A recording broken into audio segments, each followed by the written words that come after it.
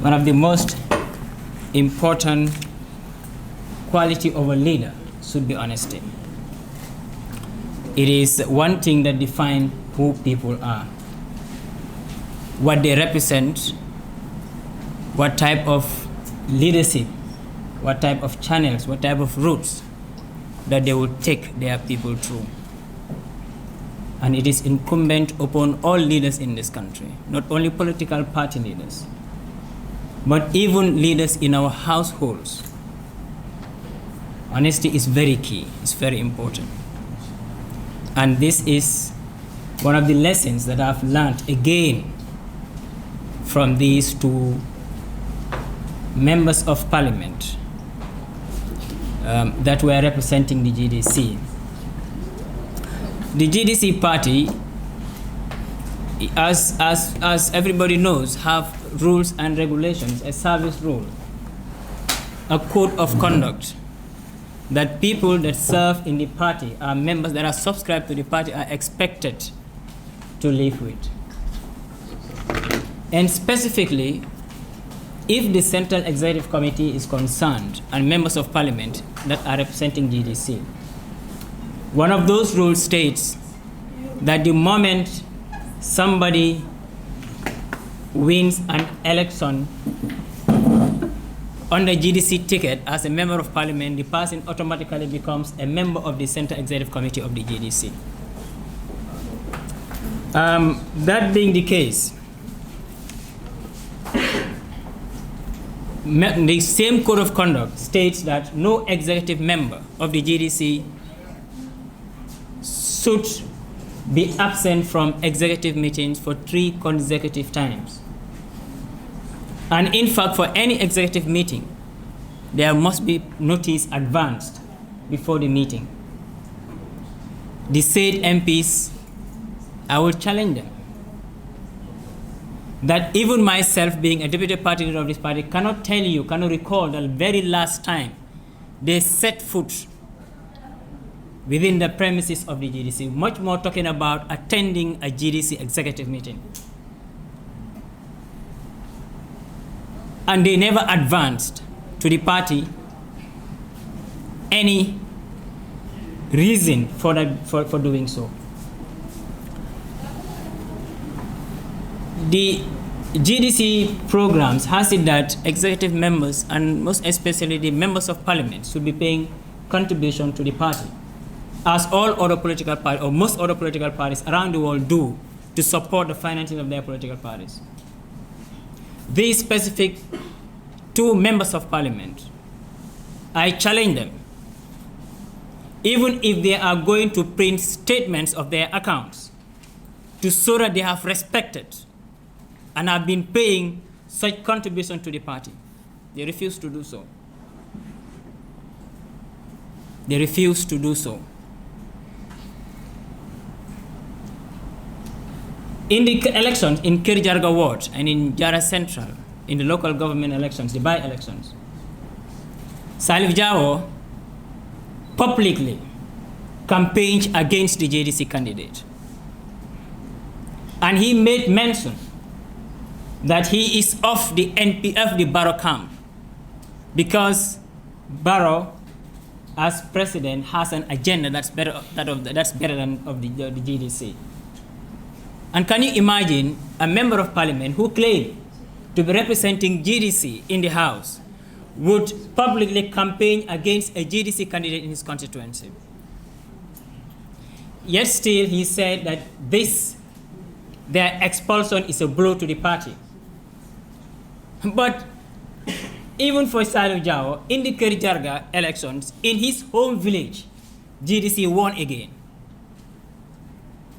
And he made declaration that this is a blow to the GDC because his people in the constituencies asked him to leave the GDC. And in fact, when he publicly campaigned against the GDC a few months ago, after he declared his loyalty to the Barrow camp, in his home village again, GDC won.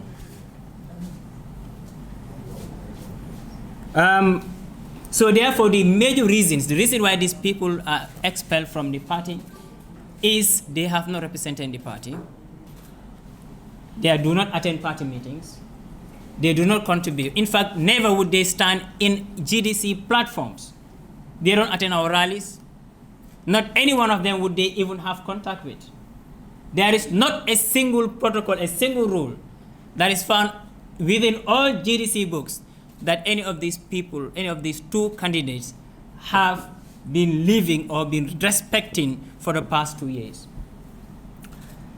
And then the issue of the draft constitution. In the recent, let us see who is doing dilly-dally here. The draft constitution was a Barrow project. It's a coalition government project, not GDC project. At the planning stage, GDC made it very clear that most important to our country at that time was that we could just go by amending the 1997 Constitution. And we were made enemy of the state by the coalition regime headed by President Barrow. It is Barrow and his government that constituted a constitution review commission, gave them a mandate to bring us a new constitution. It was them who used public funds, public resources, the media, and lobby for funds to advance, to present a new constitution to the Gambian public. It is not the GDC. After the work was conducted, the report was submitted to them, and we went through, and we see there is a lot of good in this draft constitution. Of course, GDC would support it. And we came out publicly to make very clear to the people that we are supporting the draft constitution because of the good it holds. Unfortunately, President Barrow and his government and his MPs, specifically to mention these two, are the same people again who caricatured the draft constitution that they use our funds to bring to the Assembly, and who throw it out from the National Assembly. How come GDC be responsible for that? And the dilly-dally continues. Few days ago, in the recent, the 59th ECOWAS summit, haven't we seen the UN rep, the rep to the Secretary General, urging political parties to try to form a consensus towards bringing this constitution into effect? It was said in the face of our president, and they didn't try to say that that's not what we needed. So then who is doing dilly-dally? It's not us. And I will make this very clear. The Constitution guarantees every citizen's right to be voted into office and or to vote in electoral processes.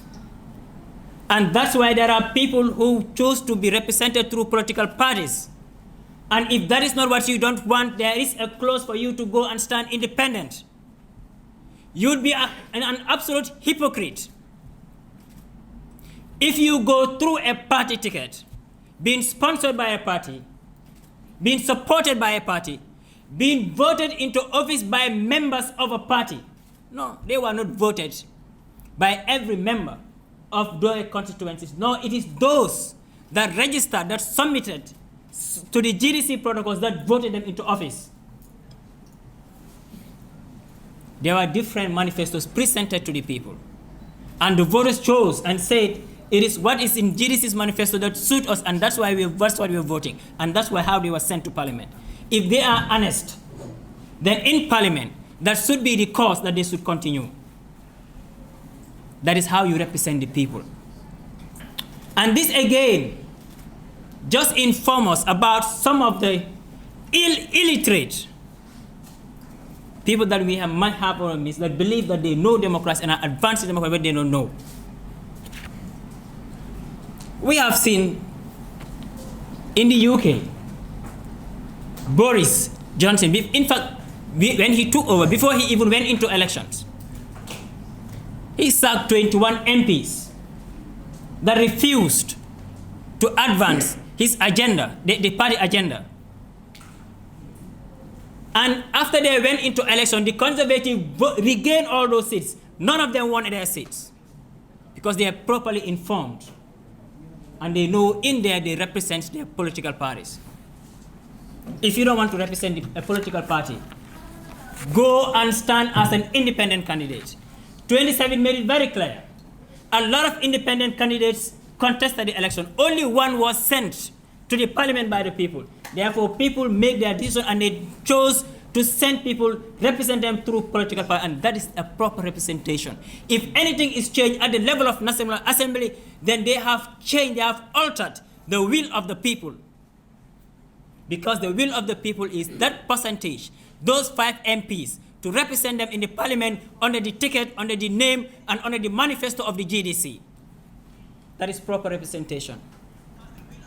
Anything that's different from that is an alteration that is not in the interest of our country. So we will make this very clear. We ask them to support the draft constitution, and we will even ask them again tomorrow because we believe there is good in it.